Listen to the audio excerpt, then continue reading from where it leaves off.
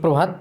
हम लोग बात करेंगे यहाँ पर आज क्या बदलाव उत्तर प्रदेश उच्चतर शिक्षा सेवा आयोग में हुए हैं और आपकी जो यूपीएससी है,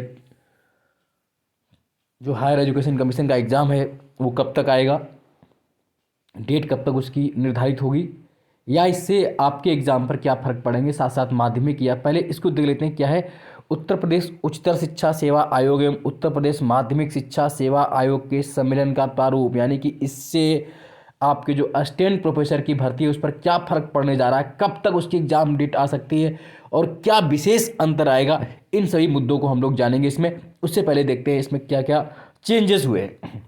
नया आयोग जो बनेगा उसे क्या बोलेंगे, उत्तर प्रदेश शिक्षा सेवा आयोग कहा जाएगा, यूपी एजुकेशन सर्विस कमीशन के नाम से जाना जाएगा।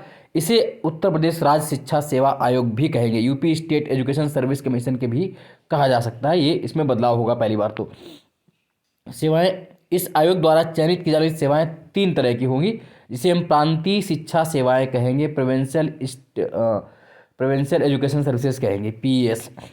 3 से पहले होंगी का वर्गीय सेवाएं, जो ग्रेड ए की सेवा होंगी, उसमें उच्च शिक्षा में सहायक आचार्य असिस्टेंट प्रोफेसर एवं महाविद्यालयों के प्राचार्यों के चयन संबंधी सेवाएं। मतलब ए ग्रुप में क्या क्या आएंगी आपकी, सहायक आचार्य, असिस्टेंट प्रोफेसर और जो आपके प्रिंसिपल्स होंगे डिग्री कॉलेजेस के, उनकी भर्ती समाहित होंगी।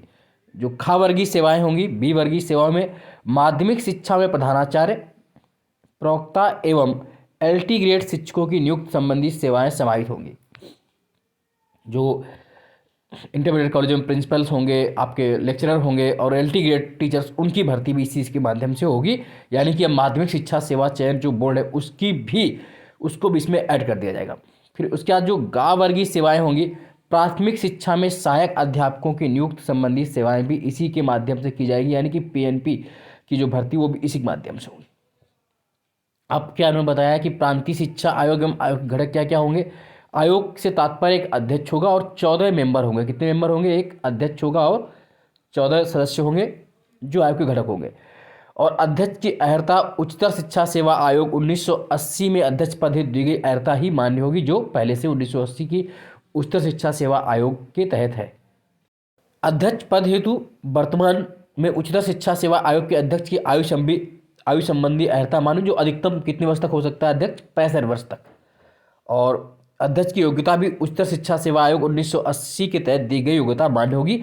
आयोग में कुल 14 मेंबर होंगे, जिनमें से 2 प्रकार के होंगे, 8 एवं 6। 8 मेंबर ऐसे होंगे जिनका मानक उच्चतर शिक्षा सेवा आयोग अधिनियम के तहत निर्धारित होगा एवं 6 का मानक जो होगा वो माध्यमिक शिक्षा सेवा चयन आयोग के निर्धारित अध्यक्ष सदस्य की योग्यता होगी। 9, 10, 11, 12, 13, 14 नंबर जो मेंबर होंगे, है ना। क्रम संख्या 1 से 8 तक के सदस्य उस शिक्षा में साक्षात्कार लेने हेतु अहर होंगे। जो 1 से 8 तक मेंबर वो उच्च शिक्षा के साक्षात्कार लेंगे इंटरव्यू, जबकि 9 से 14 तक के जो सदस्य होंगे वो माध्यमिक शिक्षा के प्रधानाचार्य शिक्षकों के साक्षात्कार हेतु अहर होंगे। यहाँ ये भी स्पष्ट करना है कि क्रम संख्या 1 से 8 तक के सदस्य माध्यमिक शिक्षा में साक्षात्कार करने हेतु भी अहर होंगे, परंतु 9 से 14 वाले इस वर्ग में अपने ही वर्ग में रहेंगे। वेतन भत्ते आवास की सुविधाएं सभी सदस्यों को समान रूप से प्राप्त होंगी। आयोग का निर्णय सदस्यों में बहुमत के आधार पर लिया जाएगा। बराबरी रहने पर अध्यक्ष को मताधिकार का अधिकार भी होगा, है ना।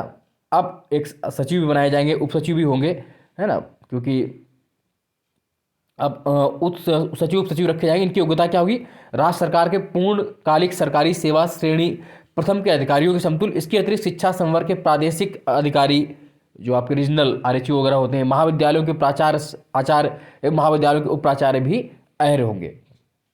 सचिव का कार्य पूरा आप जानते क्या क्या रहेगा, चयन, वेतन भत्ते, परीक्षा नियंत्रक बनाया जाएगा। इसमें कार्य भी परीक्षा नियंत्रण का है ना।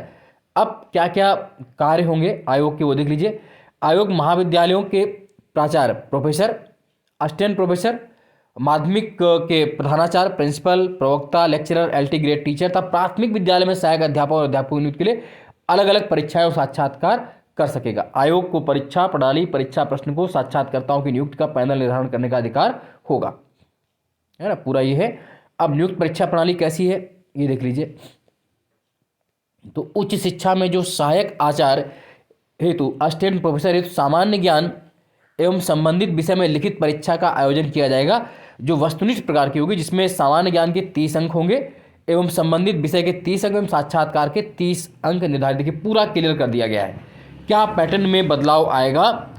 क्या पैटर्न में बदलाव? सामान्य ज्ञान 30 अंक का होगा, जीएस सब्जेक्ट आपका 30 अंक का, और इंटरव्यू आपका 30 अंक का होगा, साक्षात्कार 30 अंक का होगा, कुल 130 अंक है ना, 100 और 30।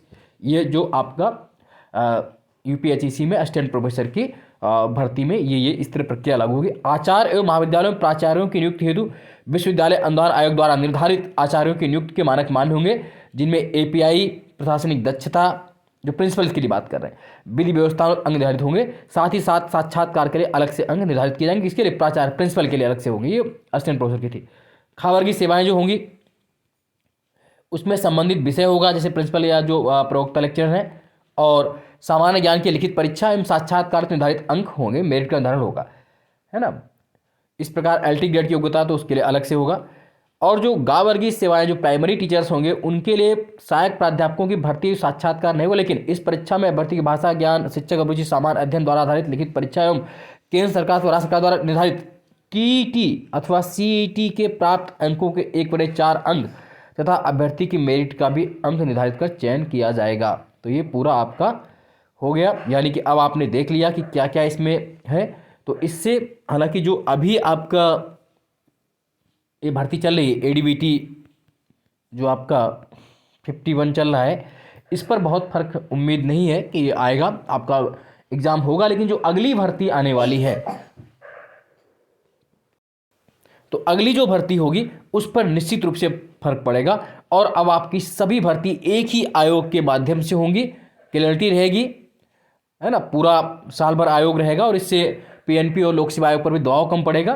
तो निश्चित रूप से बेहतर एक तरह से कदम कहा जा सकता है। बाकी आप स्वयं बताएंगे क्या कैसा होगा। लेकिन अभी जो एग्ज़ाम है वो जो डिग्री कॉलेजेस के जिसका एग्ज़ाम होना है वो संभवतः मार्च या अप्रैल में ही होकर के रहेगा, और जनवरी में उसकी डेट घोषित करने की बात भी की है अध्यक्ष महोदय ने। तो देखते हैं, चूंकि फरवरी में उनका कार्यकाल है, अगर वो चले जाते हैं तो फिर क्या होगा आगे। खैर अभी आप मार्च को मान के ही चलिए, तो बेहतर है। इतना आज के लिए इतना ही।